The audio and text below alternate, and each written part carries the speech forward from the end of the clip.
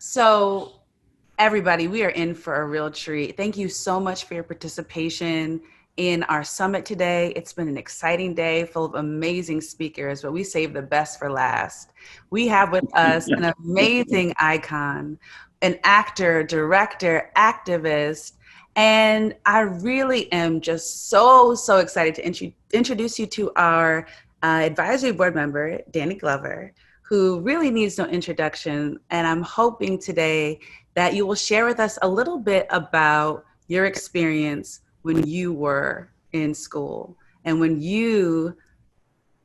before you were the Danny Glover, when you answered the call and you stepped up, because I think that there's a perception that young people just need to wait. But there's going to be someone else who's going to come. And, when I was in school, there was this moment, this really impactful moment where I had to decide between going to my college basketball practice and having a huge demonstration that ended up creating legislation in Georgia around voting rights. And so I'm really curious for you, what was that moment when you knew you were called to make a difference? Well, it doesn't extraordinary. There are always things that are extraordinary in your life. Um, I remember graduating from high school and thinking I was going to work at the post office because my parents were post employees. Hmm. My mother had graduated from Payne College in 1942. She met my father in New York. They somehow, because he was in the Army, he was transferred from Los Angeles to San Francisco, where I was born. So they were postal employees. And there's something about that experience because it's much deeper than that. They were postal employees from 1948.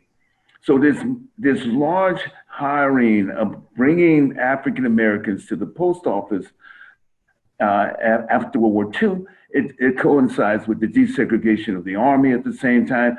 And these men and women begin to raise families and begin to have the idea of the aspirations of the American dream.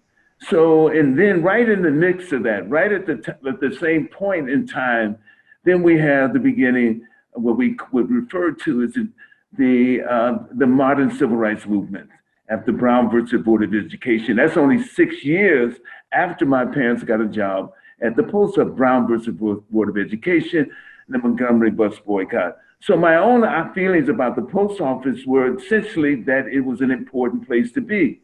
So I was able to not only pay attention to the Montgomery bus boycott when I was 9 years old and the subsequent events that happened after that, the sit-ins and all that stuff when I was 60.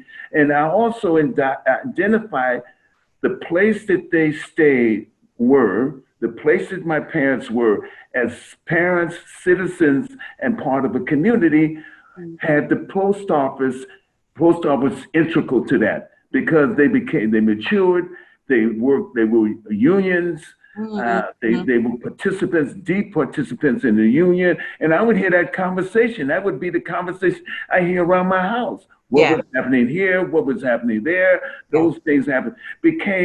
My house became like a filtering place for Mhm. those ideas, a place where they reside and were comfortable. So you listen to as a young kid, you're hearing all those things. Wasn't a particularly a good student outside of being very, very, very good in math as a student. And so my aspirations weren't that great. Go to the post office, get a job and everything else. I went to City College. But something happened to me after a year in City College and in summer of 1966. I was just simply asked to go and be involved in a tutorial program out at San Francisco State. And what happened then changed the course of my life in terms of not to be what I do now, but to see young people engage in the real politics of the moment, the real issues in the moment that were happening in San Francisco, and they were students. So they had translated all those events that had happened for some of them who were in the South in the early 60s with SNCC and CORE. They had translated those events now, that learning, that experience, into what they could do where they are as students. So there's a very intersection between the college, for them, the college and the community. That was the key, the college and the community. And something was happening in San Francisco as a school, a school that trains teachers as a teacher college and everything else. So that the work study jobs brought you into the community, get tutoring kids in the community. In the Western Addition was a traditional Black community. So all that began to redefine or shape another idea of the sense of responsibility and bringing, as we would always say, bringing the campus to the community. Boom. So that's the young student. Woo! There's a word right there. Our whole idea is bringing the campus to the community and vice versa. And vice versa, bringing the community to the campus as well. So whether it's by events that we had that community people could, it would be listening to Sonia Sanchez Reed in 1960, summer 1966, blew me away. Listening to Reggie Lockett, a local poet, read from Oakland in 1966, the summer 1966 blew me away. All those things, and plus the discourse. We read everything. We read Nkrumah. We read Julius Nyerere. It was the reason why I majored in economics, because of his ideas of development.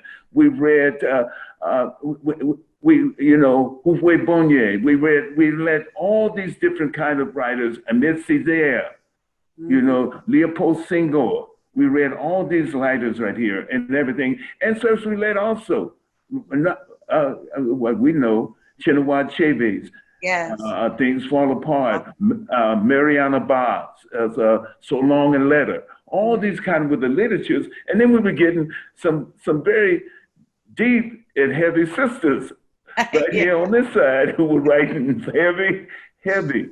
And the names we know are legendary that were writing at that time. So all that kind of things that filtered into, not only that, it filtered in a discourse, a political discourse, an engagement in thought, political thought and responsibility. Certainly, there were other forces that guided that too, that were influenced on it. What was happening with the Black Panther Party? The Black Panther Party. You read the 10-point program of the Black Panther Party from 1966. You can introduce it right now to whatever movement is happening. It's the same. What you read, look up, Google the 10-point program of development and responsibility of the Black Panther Party in 1966 in Oakland, California. So all of the things were filtered into our ideas, but the idea of community was a part of that.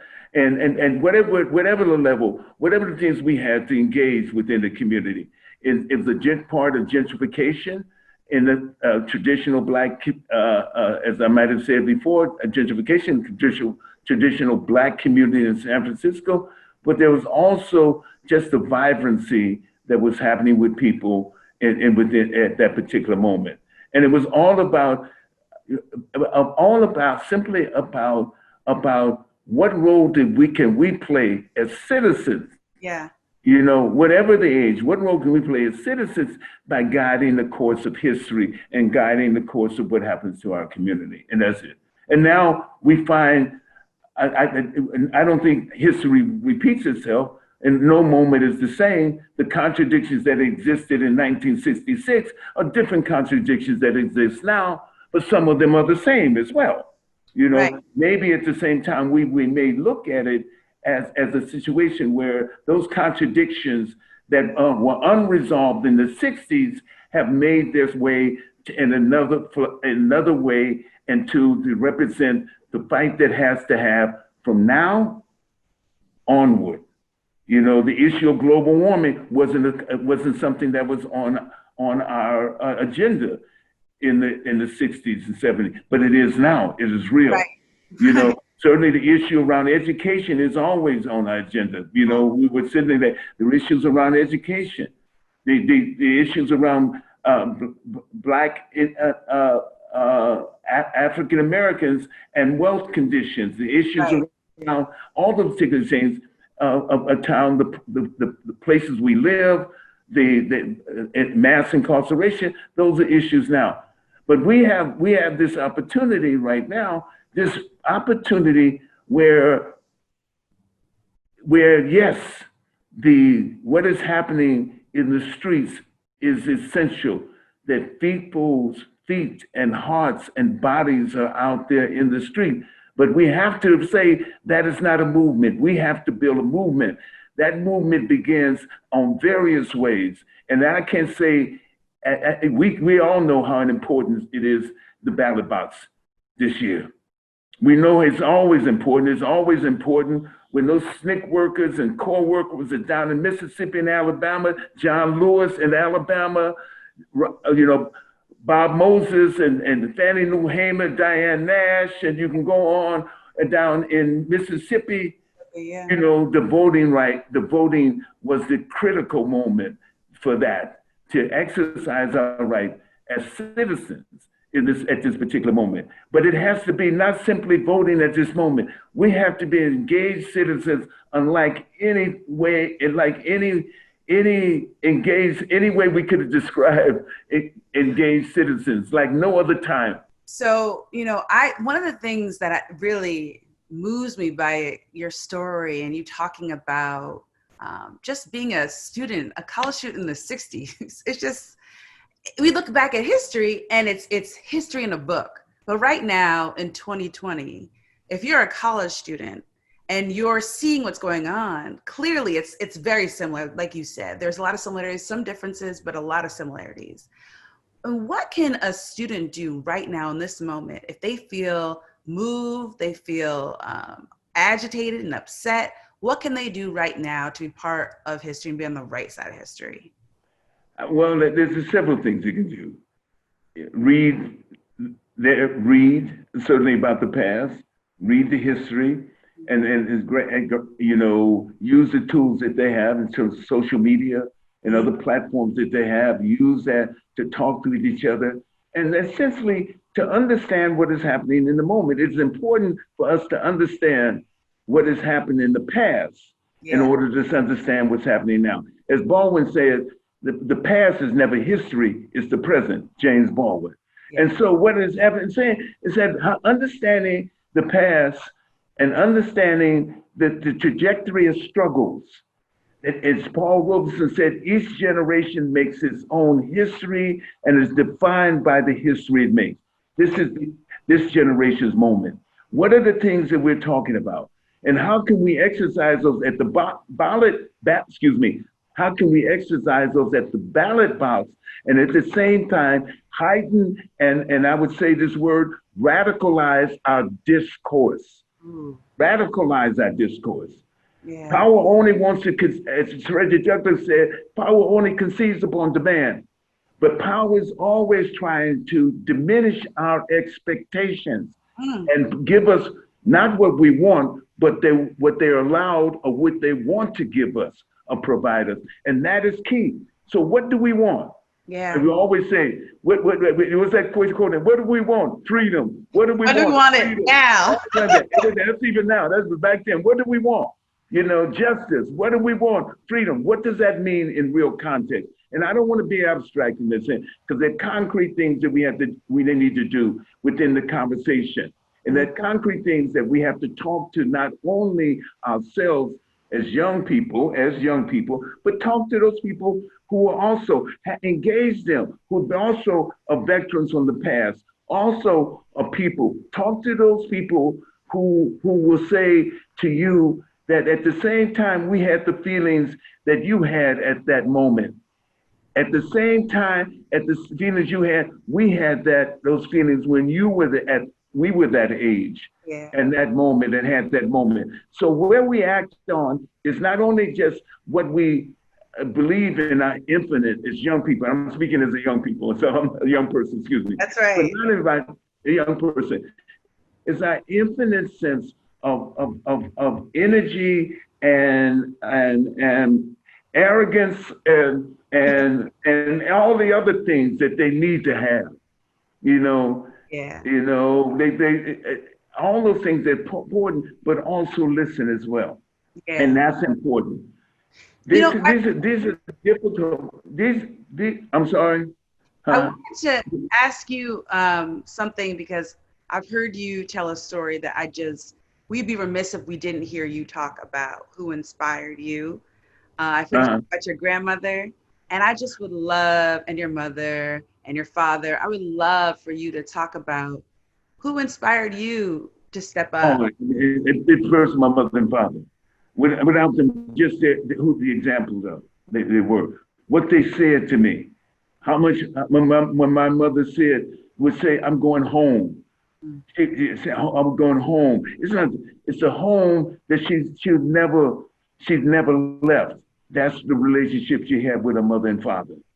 And when she said to me, "I'm eternally grateful for and told us all five of us, I'm eternally grateful for my mother and father because I didn't pick cotton in September. I went to school in September." Please tell the story. Please So tell I'm saying it, I'm sitting here right here on this, with the Zoom call because my mother went to school in September. She didn't pick cotton in September. That's how I'm sitting here. So there's a correlation, there's a connection between the past, the present, and the future. Because right now, young people are saying we're not fighting for our future, but the future that goes beyond us. Those babies unborn, those children unborn. That's what we're fighting for right now. We're fighting for that as well. So my mother knew that clearly. So there was a particular story Yes. that I love that I just heard from one of my cousins just recently. He had my only first cousin who lives in Atlanta, and he said that he told me the story about one morning when the overseer of the property that my grandparents were sharecropping. Let me explain that context. My grandma was born in 1895, my grandfather 1892. When they were married in 1915, they began as sharecroppers. And way off the back, way off the road, way in the back and everything else. So the overseer of the property that they were sharecropping came in that morning with a wagon and said to my grandmother, Reese May Huntley, Reese May, didn't call her Miss Huntley, Miss Reese May, how come the children not ready to go out in the field and work in the fields? It ain't raining. Reese May said, my children are in school.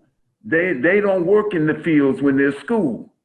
And so the next thing that the overseer tells Mac, who couldn't say that, he couldn't say, my grandfather couldn't say that, the same way that Lucy May said it, told her, you better teach your woman, didn't say white, you better teach your woman how to talk to white people. Whoa. Now the thing about that is he couldn't touch Reese May because she's the midwife. So she's not only delivering the babies for poor whites, but poor blacks and everybody who's poor. So they could preachers, everybody. She's doing. She had to say my children, but she made a decision, never going past the third grade or fourth grade with her husband, Mac Hundley, that their children were going to go to college, go to school, and as it turned out, all of them went to college. That's their history. That's the history they made in that moment. That history that young civil rights workers, young students in the early 60s saw and learned from and listened to those elders who had been there, those people who were still living on plantation, those people who were still living, who still sharecroppers and tenant farmers in Mississippi and Alabama.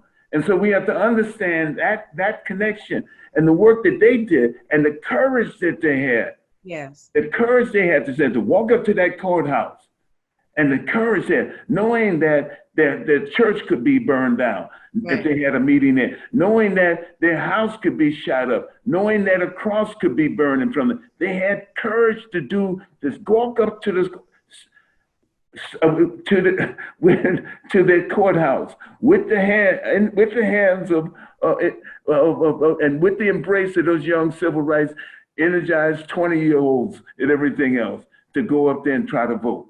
Wow. That's what it's about. Yes. The blood shed for the right to vote. We have a chance to use our voice in this particular moment. And we had to use it at the ballot box right now. And we have to also understand to think beyond this moment. Yeah. To think about that everything that has happened, every achievement is a radical notion that no one expected to happen. When our forefathers were freed with the Emancipation Proclamation and Civil Rights, they never expected to happen. They had been in 250 years of slavery and never expect what has happened that to happen. They were often referred to for whatever their thoughts were. Their other thoughts were that Abraham Lincoln was the coming of the Lord. That's how they referred to Abraham Lincoln, as the coming of the Lord, you know? And those are the issues. So I remember when I was 8 years old, my grandmother, she had someone had Jesus Christ on her wall. When I came back there, that was 1954 when I was down there. When I drove across the country, I know, and I saw it myself, 16 years old with my parents, we all family drove across the country. She had a picture of Jesus Christ here, and she had another picture right next to it, Martin Luther King Jr. Thank you. Amen. So I love what you're telling people, and especially our young people who are participating today in this summit. Right now is a real moment, and you highlighted other moments where people had to really step across their fear and push into the unknown because it had to be done. And we're in a moment where things have to get done. And we're seeing a lot of terror, a lot of suppressive tactics. People are afraid. And so I'm curious, what's one message you would give to our young people in this moment as they prepare to go and vote with COVID, with a whole global pandemic going on, where they might have to risk their lives, where they might, want to take to the streets and demonstrate? What would you tell our students right now? The first thing I'll say, this is the most important moment in your life, this moment right now that you live in. And that's when the young people, white, black, brown, yellow, all young people, wherever they are, it is the most important moment in your life. If you're listening to this, use this moment and knowing that there's work to do, that you're at the beginning of an extraordinary, glorious moment, and that you have the possibility to transform, to translate your ideas, your wishes, your ideals into something, and the wishes of those who came before you into something special. And make this democracy what it can be. But it can only be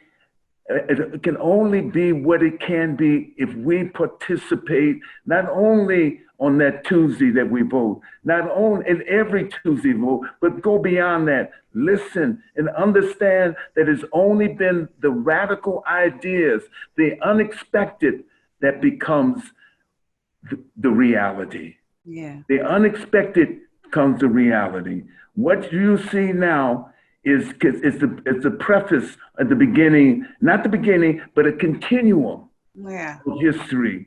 Continuum of history, and your part that you play now is critical to not only the future of this country, but the future of the world itself. Woo! Wow. We need to stop it right there because that's a mic drop. This is outrageously inspirational. Thank you so much for your participation, for all that you do, full stop, period, and all you do for AGF. We love you and we cannot thank you enough. And so for everybody who's listening right now, we just hope that you feel encouraged, you feel empowered, you feel fired up and agitated, and that you do exactly what Mr. Glover just said. Go out, vote, go out and demand, stay angry, stay fired up, stay inspired, stay educated, And read, stay organized. and stay organized. And we And can get organized. Thank you so much. Thank you. Thank you. All right.